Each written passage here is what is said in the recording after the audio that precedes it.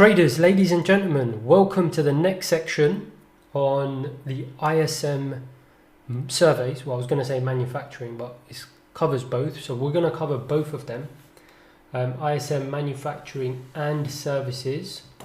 Now, obviously, you know that's what we're going to be covering because that's what it says there and that's what you've clicked into, right? So I guess it's obvious. I thought I'd just start off on a funny note because, you know, obviously I always say it and everyone does. Hey, welcome to this section, but you obviously know it's the section. So don't know why we always, or I say it, but well, I say it. But anyway, the point is I wanted to start off on a kind of amusing note because I realized it's been heavy going, right? It's very heavy going.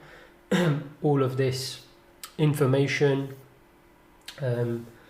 So, you know, it's nice to just not have a serious moment there. And another thing is you may notice that, or you may not, right? Because I'm sure you're not looking at me all the time, but I just had to adjust the lighting a little bit because the green screen, normally it works with my office lighting. For some reason, it wasn't working that well just today, just maybe because of the light outside or whatever. So because there's so much light going onto the green screen, I know this is off topic, but like I said, let's take a few minutes, chill out from just constant heavy economic data, even though hopefully you've enjoyed it, but it's nice to take a little break from it because the light is shining so much on the green screen. My face would be absolutely dark. You might see it sometimes on my YouTube videos, it happens. So I've had to put a light in front of me, and I was just thinking, I don't know how all these YouTube guys do it. It's so distracting having a light in front of you. So I've only just got it to the side a little bit, otherwise my face will be completely dark. So just want to apologize if it's slightly dark, but it shouldn't be. It should actually be okay.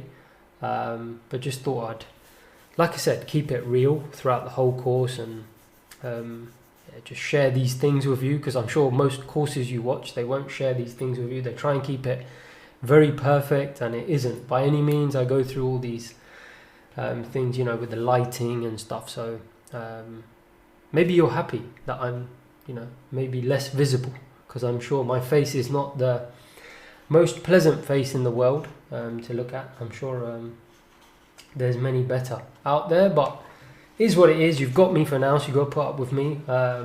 Let's get on with it anyway. You know, jokes aside, getting back to seriousness.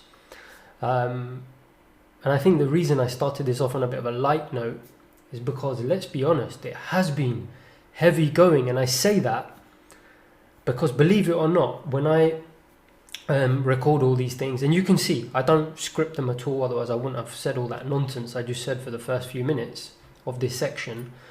When I put these together, I then spend some time just watching it back and just making sure there's nothing I missed. 99% of the time I'm happy with it. The odd occasion, same with the Pro Foundation, on the odd occasion if there's something I'm not happy with, I might go and do a section again. It's very rare. I think in the Pro Foundation, so it's about 60 hours, maybe one very small part I may have done it again, but generally I don't. But nevertheless, I still like to go over them. My point is, the GDP section, which I didn't redo at all, because I haven't, in fact, none of the fundamentals course, I've pretty much, in fact all of it, I've done it first time, I've been happy with it. But to know that I'm happy with it, I still have to go over it. So my point is, with the GDP section, I just watched it, and that's why I realized how heavy going it was, because I think it was about 2.5, 3 hours in total, couple of hours at least, 2.5 hours. GDP section, very heavy going. So yeah, I just wanted to acknowledge, I know it's a lot of information to take in, but at the same time, you know, the more I've been even looking for stuff on the ISM manufacturing and services, so, you know, we'll get on to the point now, the ISM manufacturing, and I think the reason I'm saying all of this is because like I said, I don't necessarily like to script anything, but obviously I just want to make sure that the information I'm giving you is accurate, the best information I can, and value adding for you. So I will obviously check on things and double check, and GDP was incredibly time consuming because there's just not that much information out there. As you can see, it's and it's very dense. With the ISM, it was 10 times worse. Okay, there's virtually nothing out there. It's unbelievable how little information I could find on the ISM manufacturing services. And I think the point is that a lot of this stuff I'm showing you, I myself haven't looked at the theoretical part of it. And don't forget this section. So we did the building blocks, right? So the custom building, right, of everything. And don't forget, we're now into kind of the understanding and more theory, but just building up an understanding, right? So understanding and then application. Okay, so I guess the reason I'm saying all of this, I like to share my journey of building this course with you. I want you to know what goes on behind the scenes, that it isn't just some perfect endeavor, polished straight off the bat. My point is that with the custom building was kind of straightforward because I use a lot of those tools all the time myself, Excel spreadsheet and everything. I've built it, and fairly straightforward. With this bit, application, again, should be pretty straightforward because I apply it every single day, almost trading day anyway, or week.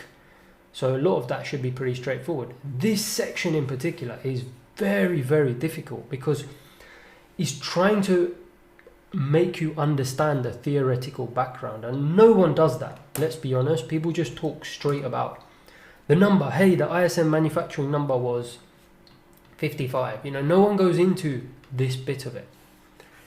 In fact, no one does the building either. Everyone just jumps straight to the application. But my point is, even though I was doing a lot of, for many years I've been doing the building and as in using the spreadsheet all the time, and then the application, this area here, the understanding, is particularly difficult for me.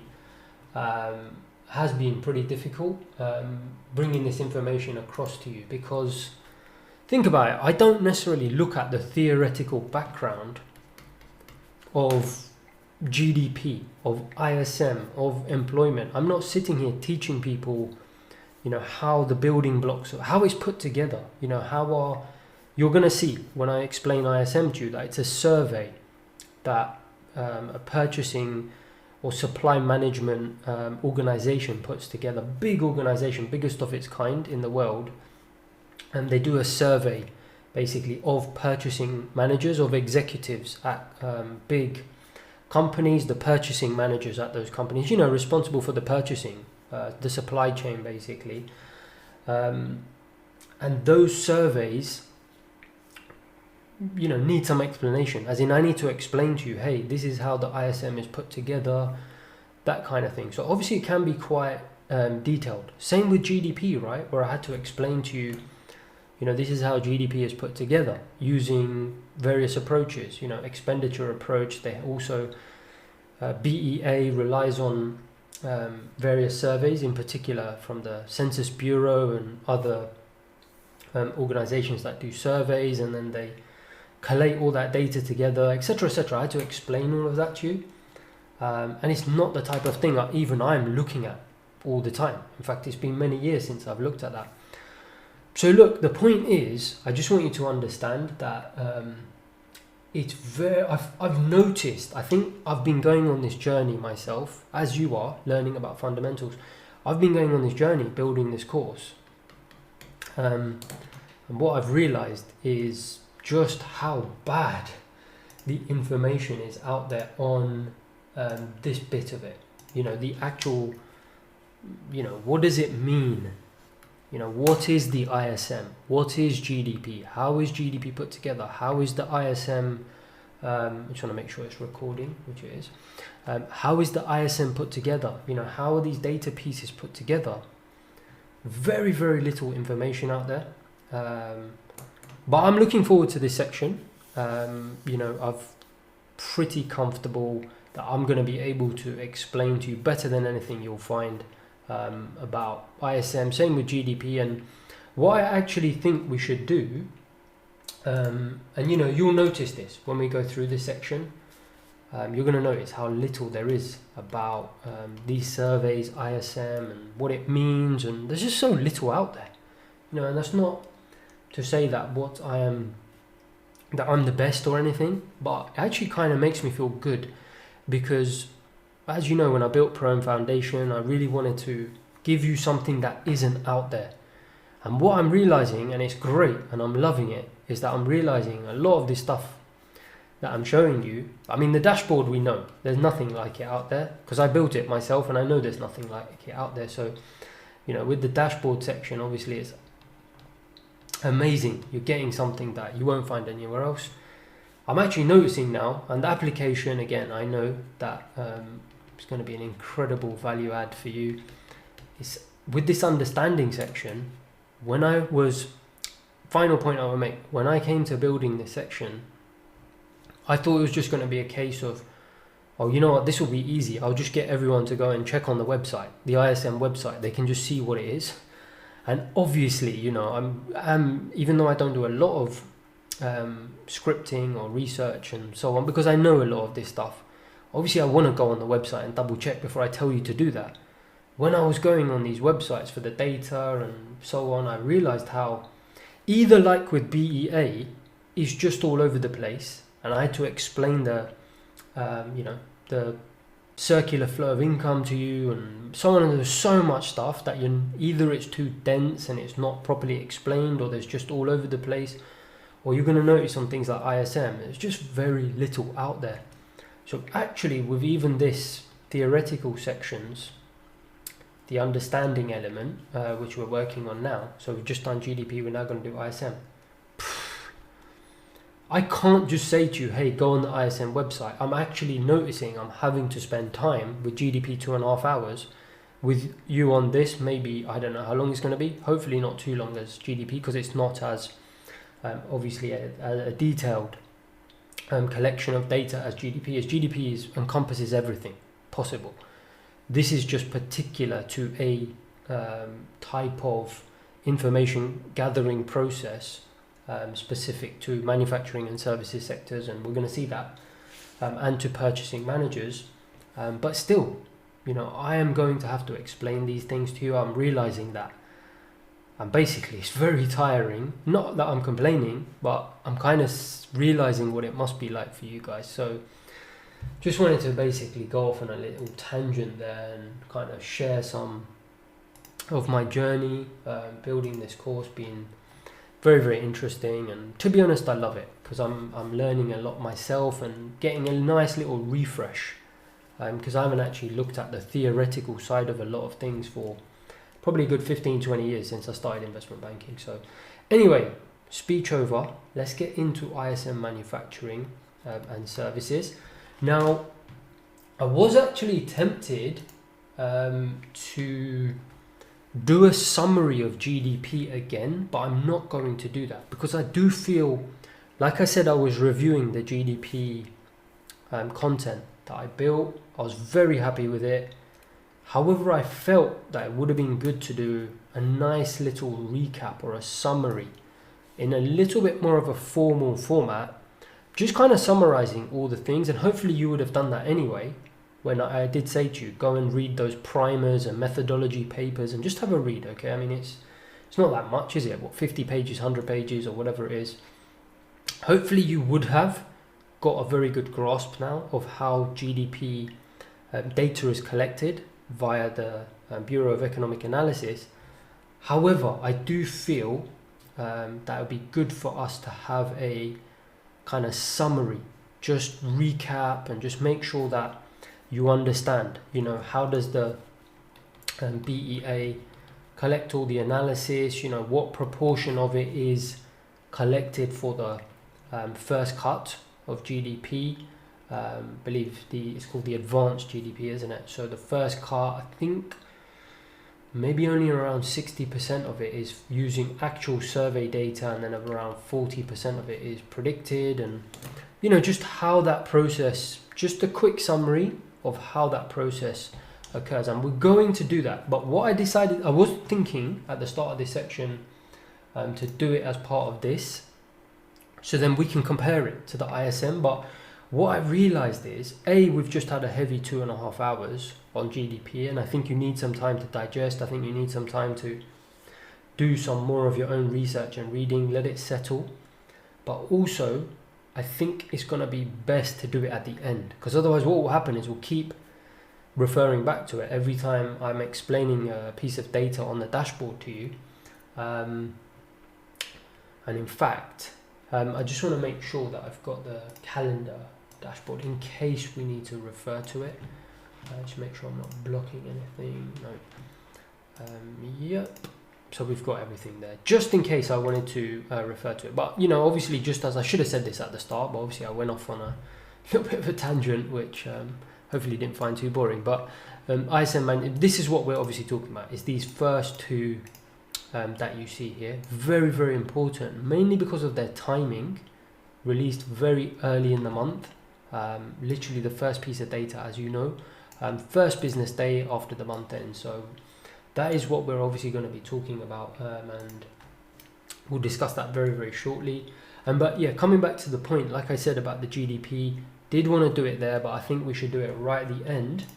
And what we'll do towards the end, once we've covered all of these things, we'll have a chat about the GDP. Maybe I might do it towards the retail sales, I'm not sure, because retail sales does form a big part of GDP, and how they do a lot of their predictions based on retail sales data, because retail sales data is actual output, it's actual output data. So they do use that. It's a survey piece of data done by the Census Bureau, so it's used heavily by the BEA as kind of a benchmark, and then they'll do all sorts of extrapolations, and I don't want to really get into that right now. So maybe around this area, you can see just before that, maybe around here we'll do a little quick summary of GDP. So what I'm going to do now is I'm just purely going to talk about the ISM manufacturing and services. Basically what I want to cover is, what is it, how's it calculated, what does it mean? A lot of you may, going back to the dashboard, if you check your dashboard, hopefully you would have built this now. A lot of you will be used to, so again, what we're going to do, just like with GDP, we're going to have an informal chat, okay? There's no point me having pretty little slides and all that stuff. It's not going to be the best or most effective way for me to explain this to you. The best way is going to be through an informal discussion, but believe me, I'm going to explain it to you very, very well, so you will get it at the end of it. You're going to be very well versed in what this number means, more than anyone out there, so don't worry about that. But again, informal approach is going to be best. I'm sure you'll agree by the end of it. So look, a lot of you would have seen this, okay? A number comes out like 50, obviously if it's a recessionary period, somewhere between 40 to 50 to 60 is quite normal. You might see this number come out, you might either know what it is, or you may just be wondering, what on earth is that number? I just know if it is higher, it's good, if it's lower, it's bad. And this is the whole point of this fundamentals course, and I want you to snap out of that, okay?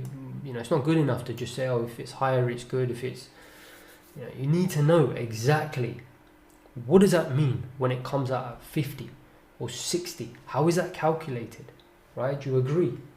You cannot, really excel in anything unless you understand what you're looking at. We know this a lot, so this should be motivating for you and exciting, because I'm going to explain everything to you, so don't worry. I'm going to tell you, how this number is derived, and how they come to it, and what it is, and so on and so forth. And the easiest way to do that is obviously for us to go through steps. I just want you to know, obviously start by saying to you, look, this is what we're looking at. It is this release that you see, the ISM manufacturing and services and PMI is Purchasing Managers Index, simply an index of purchasing managers, right? I mentioned to you already, it's basically executives at companies who make purchasing decisions. So very, very important executives in companies. We're going to talk about in a second what it is, so I will cover that. I just want to kind of just point out exactly where you see this number. So let's have a look here. So my latest release, as you know, was at the start of the month that I'm in now. So we already know it's the first business day, right? So let's just remind ourselves of that. In fact, we can just have a look here. Okay, so for you, obviously you'll be watching this in the future. It might be February, March, April. It doesn't matter about the month. Don't be put off, okay? It doesn't matter. Obviously, I've only got what's in front of me, and that happens to be this particular release. Now, manufacturing, we know it comes first. We already know that from our dashboard. And don't worry, we're going to talk about what exactly it is. Again, I just want to kind of get you on the right bearing right now and footing, and make sure you know exactly what we're going to be describing now in detail. So just give me a second. I just want to make sure I'm not covering anything. That's fine. Okay, so this release is on the first business day of the month, and then the services, they're both done by the same organization. So you can see that ISM, Institute for Supply Management. Again, you can all see it's all to do with supply, right? Purchasing manager is the supply side of the business. That's why it's called the Institute of Supply Management. Basically, it's all to do with the supply function, okay, of a business, of the manufacturing or a services business. Is their supply function, basically, the logistical side, the supply side, basically, the guys responsible for purchasing decisions, hence the word PMI, but both done by the same organization. We're going to talk about that in a moment, and it's the first two releases of the month. Okay, so that's kind of what we're looking at. And on the calendar, again, coming back to it here, and I know I repeat it a few times, but I just want to make sure everyone's on the same ballpark. I don't want anyone to feel lost and feel like, you know what, I can't remember exactly what it is. Envy's talking about is this release. Okay, it's the ISM Manufacturing PMI, and then 3 days, or the third business day, if you remember, of the month. So that was a bank holiday. So that's the first business day there. Second and third is that one. Okay, so it's the services PMI, and you see this number 58.7 and 62, and as I said, you're used to seeing a number around 40 to 60. And, let's be honest, 99% of people, and I mean this in the politest way, it's a shambles. Right? They're complete and utter joke, right? They're just looking at this number and saying, oh yeah, look, it's below forecast, oh, it must be bad, or it's high, or it's above this or that, and absolutely no clue what it actually means. But don't worry, it's a good thing for you, because we're going to explain that to you. So after this, you will know exactly what it is. Okay, so I think I've pretty much exhausted the point to death, that you now know exactly what you're looking at, when it's released, etc., etc. So what exactly is it? Well, ISM, okay, now obviously you can look on Wikipedia and so on, but there's very little information about this, okay? In fact, where you can start off, all right, and I'm going to explain it to you anyway, but this is why I gave the whole talk at the start, and noticed how little information there is about this, even on their own website. So can you see here, it says Institute for Supply Management. Now, one thing, I don't want to take a detour, but it is quite important.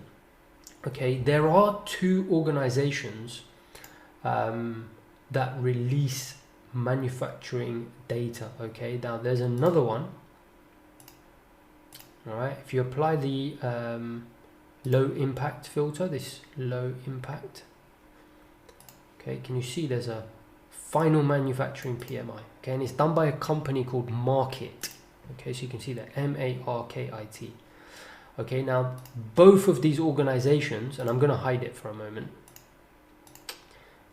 do these surveys. Okay, but, and maybe I should explain this in a few minutes, and I'll come back to it and remind you, the market's focus tends to be on the ISM survey. Okay, and I think I just couldn't find anything to say why that is, I've got my own kind of understanding, obviously from many years and speaking to institutional traders.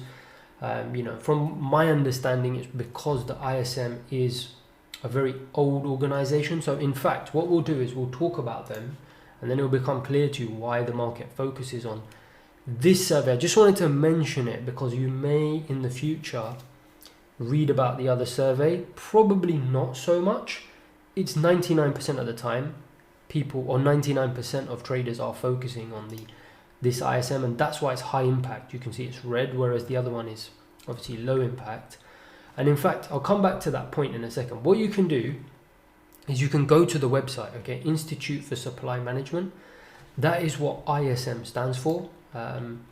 You can go to the website, you can kind of have a look. I couldn't really find that much in terms of, about us, or there was very little information. There's a little bit out there on Google that I saw, but essentially, right, in a nutshell, they were, from what I was reading, 1915 the organization was put together. I think they've got something like 50,000 members now. It's a non-profit organization. It's obviously it's kind of for the betterment of the supply industry, okay? The whole supply side industry, obviously a big part of a business, right? The supply chain, right? Responsible for goods coming in and goods going out, right? The whole, you can see it here, supply chain. Massively important part of a business, essentially. And what they do is they're kind of responsible for people in that sector. They provide education, they give certifications. So you can see here, if you go to for business, and we're going to get to exactly what this is, the survey, with that number you see. Don't worry, I just want to give you a kind of little intro to who they are and why they do this type of survey. It's because this is what they do, okay? They provide all sorts of resources and education, and like I said, certification. If you want some sort of certification to say you've been trained in supply chain management, they provide all sorts of certification. You can see here that I think they've got assessments, supply chain assessment for corporate program, advanced digital. They've got all sorts of programs. I can't remember the main ones they're responsible for. There's a couple of well-known certifications that, in fact, it might be a certification and training. There you go. So they've got all these. You can put it on your CV that, hey, I'm a certified professional in supply management. Obviously, help you get a job in that industry. So very big organization with members throughout the world. But they also provide research, and that's the bit we're interested in. So again, you can do your own reading on this. I could literally not find that much. But from what I read, and kind of knew anyway, when I got into investment banking 20 years ago and had to kind of figure this stuff out for myself anyway, is that a lot of their work came around during the Great Depression. So similar to the BEA, who were tasked with coming up with accurate ways to measure GDP by the President of the United States at the time, to help kind of manage recessionary or economic, I should say, booms and busts, because they obviously used to be quite wild, and Great Depression was obviously very devastating. And when the governments at the time, around the 30s, were thinking about, how can we better manage economic booms and busts and prevent something like the Great Depression happening again, obviously they were looking at ways to better understand the economy, right? So one way was obviously statistics, and coming up with accurate GDP data, how much has the economy grown. Part of the problem with it, right, and it's very relevant to us as traders, part of the problem with that is that, as you saw, GDP data, right, so let's say it's January, February, March. GDP data for January, February, March won't get released to the end of April, right? So for this particular period, let's say you wanted to know what happened in January, to even have an inkling in terms of, GDP data, you could be waiting 4 months, right? 3 to 4 months. potentially, before you have any sort of idea of what happened in this particular period. And can you see, it doesn't really give you a great chance to react. You know, it's almost lagging. You're waiting here. And that's why you know this. I said to you already that the GDP data that we have on our dashboard is, you can see I haven't even got it in red, right? And that's one of the reasons, is the time lag. So what the governments of those times when the Great Depression happened, obviously America being, you know, the largest economy and you know, maybe suffering the most because of the size of their economy, is they set about trying to find out a little bit earlier, you know, is there any way we can find out much earlier? Because look, to be fair, okay, this is 3 to 4 months, and you could argue, well, hang on, Envy, there's some actual output data, you know, things like industrial production, and obviously there is actual output data that comes out within the month. You saw the retail sales, but although retail sales again can be quite volatile, and the part of the problem, right, with a lot of that data is it's late in the month, basically. Can you see retail sales is quite late? If we open this up, can you see industrial production, housing data, core PCE, a lot of this data, it comes out very, very late in the month, okay? So, you know, again, if you want to find out how, and don't forget it's with a lag, okay? So I guess what I'm trying to say is, you want to find out how the economy did in January, don't forget it's a lag, right? It's not the third week of January, it's the third week of February, right? That you might be getting a lot of output data. Even some of the census data, so for example, retail sales, monthly census data, can take a while for them to put it together. So it can be 3 weeks, right, after the end of the month. Can you see? It's a big issue. So obviously with a lot of the paranoia going around the time of the Great Depression, you know, the governments were looking for ways of trying to find out as soon as possible, you know, when a particular month ends, for example, January, how can we find out as soon as February starts, you know, how January fared? It doesn't matter what month, it could be the middle of the year, right? It could be August, obviously, and then you'd be thinking, all right, the start of September, rather than me having to wait 3 weeks or 4 weeks for the end of September, or even for the GDP data, how can I find out straight away kind of how August fared, you know, rather than me having to wait? So this is where they came up with the idea of survey data, and they approached the ISM. I don't think they were called the ISM at the time, I can't remember what they were, they had a different name. They changed their name to ISM a few years ago, I think. But anyway, the point is they approached this organization. President at the time might have been Hoover, I can't remember the president's name, but he approached the organization, and you know, they discussed about potentially getting some survey data out there, doing surveys with industry, right? And some sort of basically questionnaire types, you know, more subjective surveys that could be answered quickly.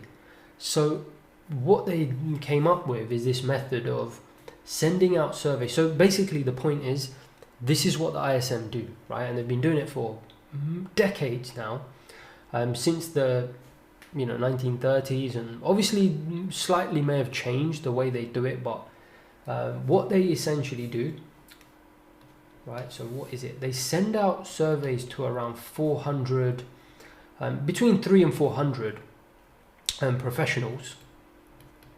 Okay, professionals. And when I say professionals, executives. Okay, at firms in various.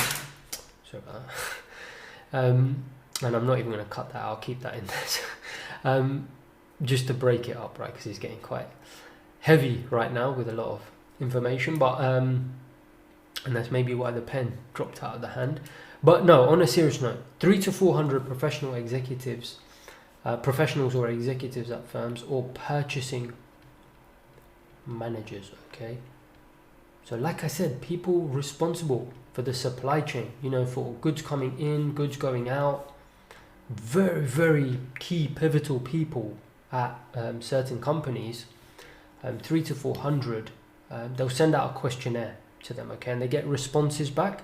We're going to talk about that in a second. I'll tell you exactly what they ask on the questionnaires, and that questionnaire ultimately helps them to come up with an index, right? To say, it's like a index of, how well is certain criteria going for the company. So we're going to have a look at all those criteria. They then collate all that information and they come up with various indexes to reflect those responses that they had back. It's a wide variety of things. So it could be like, how's employment going for you, or how are inventories going for you, how are orders from customers, and various questions. So very, very important questions and relevant questions to the state of the economy, right? Because think about it, if you're a purchasing manager, right, at a desk, would you agree you're on the ground floor? You kind of know, exactly what is happening in the, not necessarily the broader economy, but especially at your company. And if you are obviously running a large, a manufacturing company or a service sector company, you're going to have a very good idea of, how output is at your company and various things like employment and so on and so forth. So it's kind of a questionnaire that gives, traders or the government or the FOMC or whoever wants to look at it, an amazing insight into how, the economy is doing without having to wait, right, for data. Like I said, without having to wait for actual official data that may come out, much later in the month following. So January, may have to wait till much further in February. Right on the first business day of February, they'll know right from people in the front line, right, who are at the front of these businesses. Because let's be honest, at the end of the day, who better to ask, how's the economy doing? You saw consumer spending is 70%. Where are consumers buying their products from? They're buying them from these businesses. So businesses will know straight away, hey, yeah, we're seeing demand, right? So obviously, it's without having to wait for the day. It's almost like going into these businesses. It's almost like an amazing insight that you have with these with the ISM surveys into these businesses, and having access to these purchasing managers and being able to ask them. I mean, yeah, we might know in 3 weeks that, output has gone up or output has gone down, or we'll know when GDP finally comes out for the quarter, that output goes up and output goes down. But like I said when I was explaining GDP to you, end of the day, who are the people that are sending this information out when the surveys come in? It's the same people. It's coming from the same companies in terms of retail sales and all the other output data. It's almost like having access to these guys and, weeks or months in advance, and just saying, hey, how are you doing at the moment? Yes, there's obviously pros and cons to that. People could be influenced by recent purchasing managers, are obviously going to be influenced by board meetings they're having, and they can obviously make a judgmental error as well, because as you'll see, the survey basically asks, are things worse, the same, or better? It's very subjective, obviously, so there is an element of subjectivity to it, judgment, and they may make the wrong judgment call, and based on, like I said, they could be influenced, right, by recent meetings, board meetings, things going on in their company that, I don't know, they don't see the full picture. But at the end of the day, I think the benefits far outweigh the kind of risks or to any poor judgment. Ultimately, it is a qualitative survey, right, qualitative, and it's being shown. Many statistical studies have been done on this, and we don't need to go into this, okay? Because like I said, if you're going to do an economics degree, or you're going to go and work in an economics department in an investment bank or a research firm or a fund or whatever, then you will want to do all that stuff and check, and how accurate is it, and what's the correlation and the R squared and all of that, right, stuff. And correlation coefficient and how accurate is it and all of that stuff. But what I can say, and you're welcome to do your own research, is the ISM manufacturing or the ISM surveys do have a very good explanatory power towards GDP. And it's unsurprising. At the end of the day, like I said, these guys are working in the same businesses, right, that send in the data that goes into GDP, right, retail sales and so on and so forth. They're the same businesses selling to the consumers, right, that make up 70% of GDP. They're the same businesses doing what? Business investment. That makes up, what was it, around 18%. I mean, you know, ladies and gentlemen, we're talking 88%, right, of GDP. These businesses are kind of responsible for. Now, obviously, there are more than 300 to 400 businesses, but just obviously for practical reasons and whatever administrative reasons, you know, they've got certain criteria. They only send it out to the 300 to 400 top businesses, but still, it's the bulk of businesses. You know, very, very good sample selection of businesses that are ultimately responsible for this, right? So if this is the guy that's seeing this every single day on the factory floor, kind of what's going out, he's going to have a very good idea of where this number's going to end up in 1 month, 2 months, 3 months. So can you see why it's so widely followed and so important? Because everyone wants to know where this number ends up, right? The GDP. You can see why I spent so long with you on the GDP section, because obviously that is ultimately what we want to figure out. Now, if we can have access to this chap, right, who, you know, ultimately can see every day on the shop or the factory floor what's going on, you know, in terms of the sales, right? How much are they selling?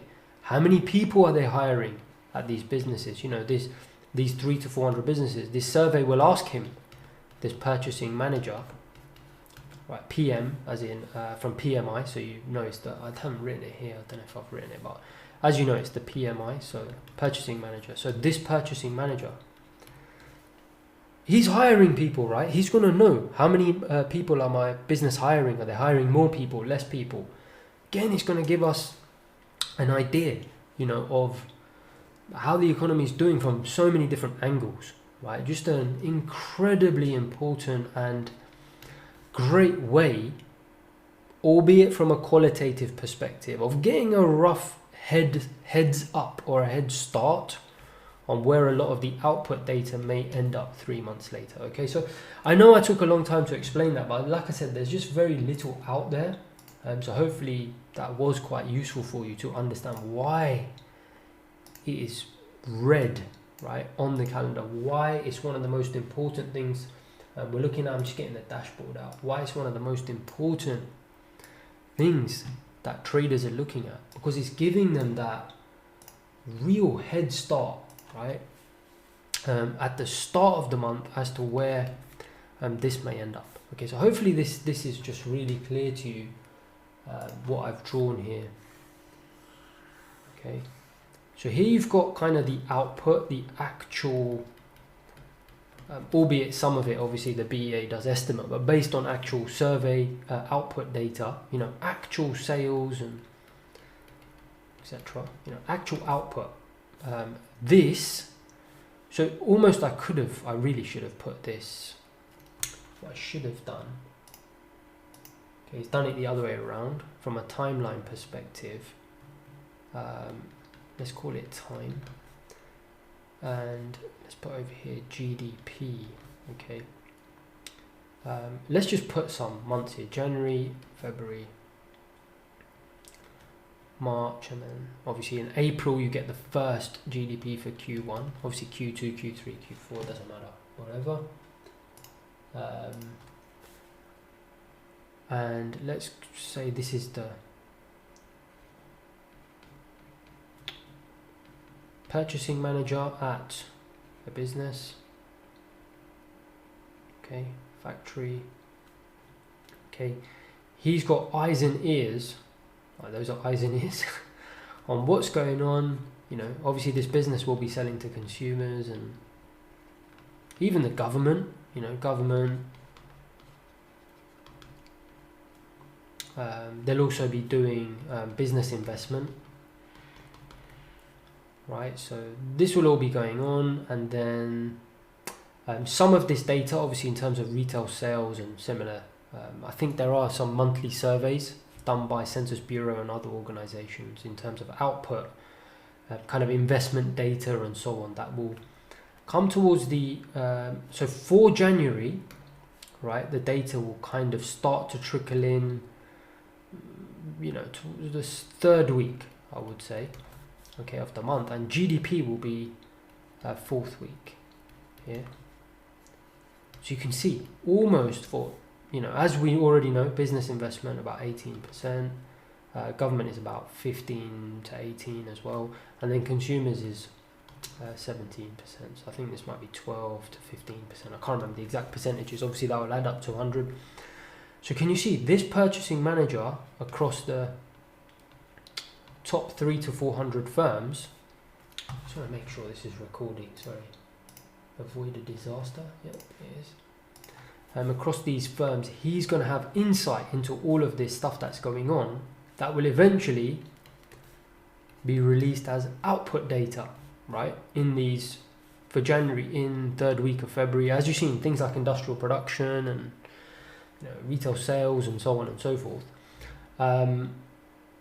What we have is right here, this company, the ISM, they'll send out a survey to these guys, and throughout January, right, they'll just say to them, hey, how's it going? And in fact, you know what, this is a perfect time.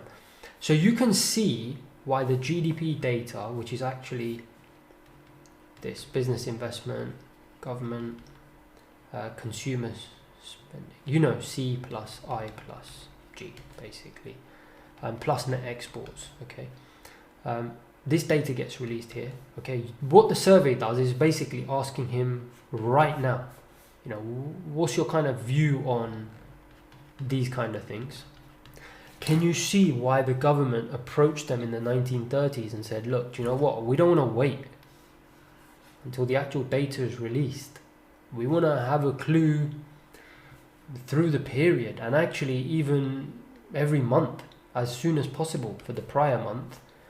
So at the start of February for January, I don't want to wait till the third week. I don't want to wait till that happens. Can you just figure out a way of finding out from these guys who are actually responsible at these businesses, factories or whatever, for you know, selling or the supply line, how's things going?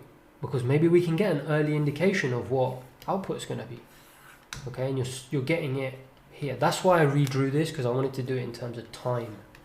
Okay, so the timeline, instead of having to wait here and here, you're now suddenly cutting short that timeline. Obviously you can't get the data, you know, it's impossible to get the data that quickly. So the alternative is that they came up with is, hey, let's just do a survey. Let's start asking these guys who are actually there on the factory floor, how are things going? And based on that qualitative survey, we can predict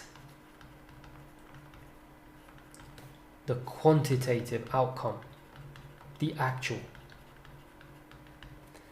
quantitative outcome.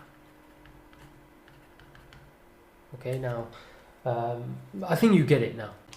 You know, basically you can see why it's so crucial, so important. Every institutional trader I know is looking at that right now. Obviously there's another good reason to look at it, because if you don't, right, and you start looking at data here, it's old news, right? This is so well correlated to kind of, and gives a big clue as to kind of the direction of the economy, that you could argue by the time these surveys are released and other data is released and you start waiting for things like GDP, you know, you've already got a very good idea of where this number might end up. Okay, so anyway, look, what sort of questions are they asking these guys? You know, how do they know that where we're going to end up, in terms of the economy, how well the economy is doing, what sort of questions are they asking them, right?